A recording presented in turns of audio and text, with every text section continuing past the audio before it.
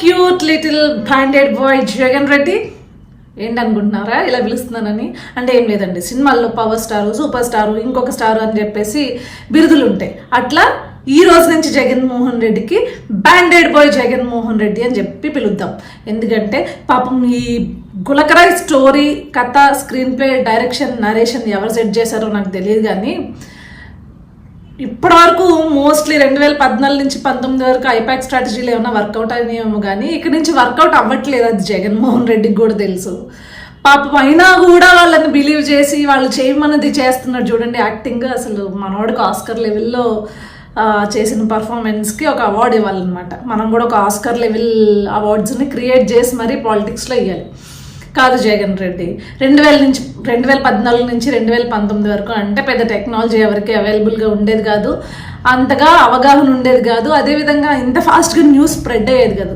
అప్పుడు నువ్వు కోడికత్తి drama play చేసినా, లేకపోతే బాబాయ్ గొడ్డలి డ్రామా ప్లే చేసినా ఎవరైనా కొద్దిగా బిలీవ్ చేశారు వాటిని.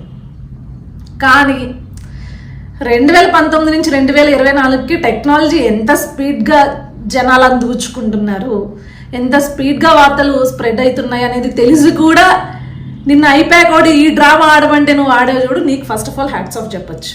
ఫెయిల్యూర్ అవుతుందని తెలిసిన సరే. నిన్న కదా బ్యాండెడ్ తీసింది, మొన్నటి దాకా ఒక బ్యాండెడ్ అతికించుకున్నాడు.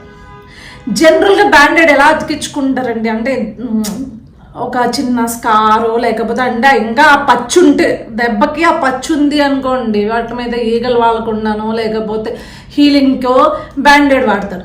అసలు అదేంటి జగన్ రెడ్డి, అసలు బ్యాండెడ్ తీస్తే మొత్తం దెబ్బే మాయమైపోయింది. ఏం కామెడీగా అనిపించట్లా?